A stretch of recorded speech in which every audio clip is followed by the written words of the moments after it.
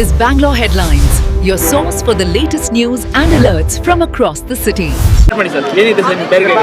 Sir, ಇವತ್ತು AITUC ಸಂಯೋಜಿತ ಕರ್ನಾಟಕ ರಾಜ್ಯ ಅಂಗನವಾಡಿ ಕಾರ್ಯಕರ್ತೆಯರು ಮತ್ತು ಸಹಾಯಕಿಯರ ಫೆಡರೇಷನ್ ನೇತೃತ್ವದಲ್ಲಿ ಪ್ರಮುಖವಾಗಿ ಏನು 6ನೇ ತಾರೀಕಿಗೆ ಬಜೆಟ್ ಮಂಡನೆ ಮಾಡ್ತಾ ಇದ್ದಾರೆ ರಾಜ್ಯ ಸರ್ಕಾರ.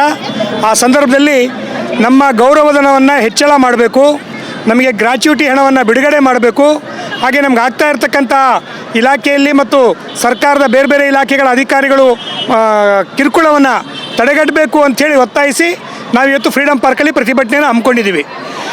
ಈ ಹಿಂದೆ ರಾಜ್ಯದ ಸಿದ್ದರಾಮಯ್ಯ ನೇತೃತ್ವದ ಸರ್ಕಾರ ಅಧಿಕಾರಕ್ಕೆ ಬರುವ ಪೂರ್ವದಲ್ಲಿ 6ನೇ ಗ್ಯಾರಂಟಿಯಾಗಿ ಅಸಂಘಟಿತ ವಲಯದಲ್ಲಿ ದುಡಿತಾ ಇರ್ತಕ್ಕಂಥ ಅಂಗನವಾಡಿ, ಬಿಸಿ ಊಟ, ಆಶಾ ಕಾರ್ಯಕರ್ತರಿಗೆ ಗೌರವಧನವನ್ನು ಹೆಚ್ಚಳ ಮಾಡ್ತೀವಿ ಅಂತಕ್ಕಂಥ ಮಾತನ್ನು ಕೊಟ್ಟಿದ್ದರು.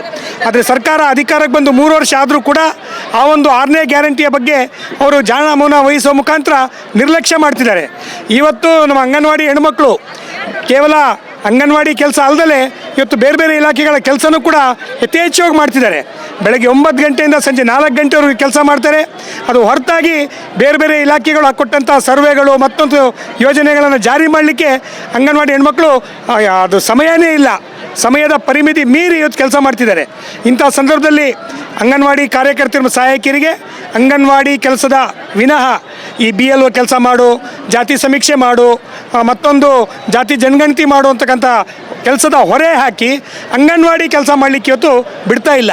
ಅದಕ್ಕಾಗಿ ನಾವಿವತ್ತು ಸರ್ಕಾರವನ್ನು ಹೇಳ್ತಾ ಇದ್ದೀವಿ, ಅಂಗನವಾಡಿ ಕಾರ್ಯಕರ್ತೆಯರನ್ನು ಇವತ್ತು ಮನಸೋ ಇಚ್ಛೆ ಅವರಿಗೆ ಗೌರವಧನ ಕೊಟ್ಟು ದುಡಿಸ್ಕೊಳ್ತಕ್ಕಂಥದ್ದು ಇದೆಯಲ್ಲ, ಇದು ಅಕ್ಷಮ್ಯ. ಆ ಕೆಲಸ ಮಾಡಬಾರ್ದು. ಅಂಗನವಾಡಿ ಹೆಣ್ಮಕ್ಳು ಇರೋದು, ನಾವು ಆಯ್ಕೆಯಾಗಿರೋದು ಅಂಗನವಾಡಿಲಿ ಇರ್ತಕ್ಕಂಥ ಯಾರು ಮಕ್ಕಳು ಬರ್ತಾರೆ, ಯಾರಿವತ್ತು ವಯೋವೃದ್ಧರು ಹೆಣ್ಮಕ್ಳು ಬರ್ತಾರೆ, ಗರ್ಭಿಣಿ ಬಾಣಂತಿಯರು ಬರ್ತಾರೆ, ಅವರ ಪೂರಕ ಪೌಷ್ಟಿಕ ಆಹಾರ, ಆರೋಗ್ಯ ಇಂಥ ಪ್ರಮುಖವಾಗಿರ್ತಕ್ಕಂಥ ಸೇವೆಯನ್ನು ಮಾಡಲಿಕ್ಕೆ ಅಂಗನವಾಡಿ ನಿಯೋಜನೆ ಆಗಿರ್ತಕ್ಕಂಥದ್ದು. ಆದರೆ ಆ ಕೆಲಸಕ್ಕೆ ಆದ್ಯತೆ ಕೊಡ್ತಾ ಇಲ್ಲ. ನೀನು BLO ಕೆಲಸ ಮಾಡಬೇಕು, ಮತದಾರ ಪಟ್ಟಿ ಪರಿಷ್ಕರಣೆಯಲ್ಲಿ ನೀನು ಇರಬೇಕು, SIR ಅಲ್ಲಿ ನೀನು ಇರಬೇಕು, ಇಲ್ಲದೇ ಇದ್ದರೆ ನಿನ್ನನ್ನು ಕೆಲಸದಿಂದ ಸಸ್ಪೆಂಡ್ ಮಾಡ್ತೀವಿ ಅಂತೇಳಿ ಇವತ್ತು ಜಿಲ್ಲಾಧಿಕಾರಿಗಳು, ತಹಸೀಲ್ದಾರ್ ಅವರು ಬೆದರಿಕೆಯನ್ನು ಒಡ್ಡು ಒಂದು ರೀತಿ ಬೆದರಿಕೆಯಲ್ಲಿ ಕೆಲಸ ಮಾಡ್ತಕ್ಕಂಥ ಸಂದಿಗ್ಧತೆಯನ್ನು ಇವತ್ತು ಅಧಿಕಾರಿಗಳು ಸರ್ಕಾರ ಸೃಷ್ಟಿ ಮಾಡ್ತಾ ಇದೆ.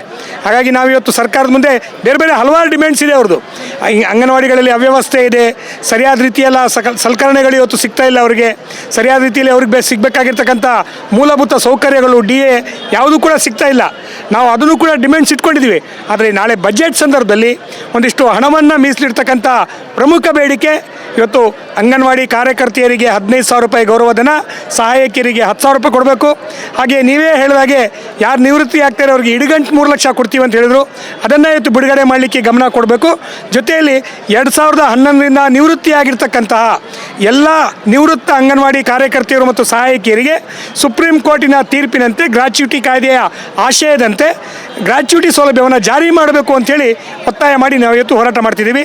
ಈಗಾಗಲೇ ನಾವು ಸರ್ಕಾರಕ್ಕೆ ಫ್ರೀಡಮ್ ಪಾರ್ಕಲ್ಲಿ ಕೂತ್ಕೊಂಡು ಪ್ರತಿಭಟನೆ ಮಾಡಿದ್ರೂ ಕೂಡ ನಮ್ಮ ಸಚಿವರಾಗಲಿ ಸರ್ಕಾರದಿಂದ ಯಾರೂ ಬರಲಿಲ್ಲ.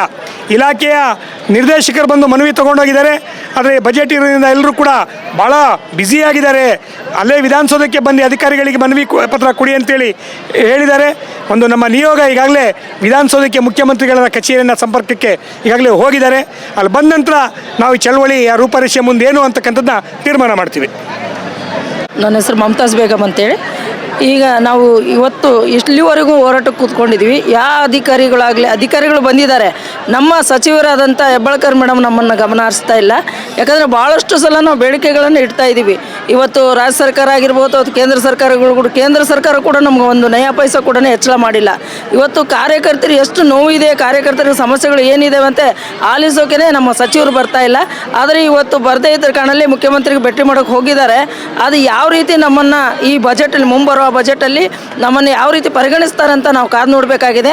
ಒಂದು ವೇಳೆ ನಮ್ಮನ್ನು ಪರಿಗಣಿಸದೇ ಇದ್ದಲ್ಲಿ ಮತ್ತೆ ನಾವು ತೀವ್ರವಾದ ಹೋರಾಟವನ್ನು ಹಮ್ಮಿಕೊಳ್ತಾ ಇದ್ದೀವಿ ಅಂತೇಳಿ ಹೇಳ್ತಾ ಇದ್ದೀನಿ. ನಮಸ್ಕಾರ. ಹಾಗೂ ಸಹಾಯಕಿಯರ ಫೆಡರೇಷನ್, ನಾನು ಜಿಲ್ಲಾಧ್ಯಕ್ಷೆ ಜಯಲಕ್ಷ್ಮಿ ಮಾತಾಡ್ತಾ ಇರೋದು AITC.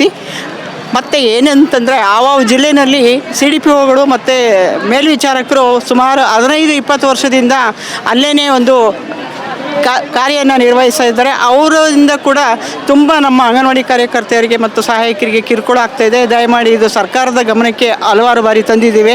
ಅವರನ್ನು ವರ್ಗಾವಣೆ, ತಾಲೂಕಿಂದ ತಾಲೂಕಿಗೆ ವರ್ಗಾವಣೆ ಮಾಡಬೇಕು ಅಂತ ಹೇಳ್ಬಿಟ್ಟು ಈ ಮೂಲಕ ಕೇಳ್ಕೊಳ್ತಾ ಇದ್ದೀವಿ.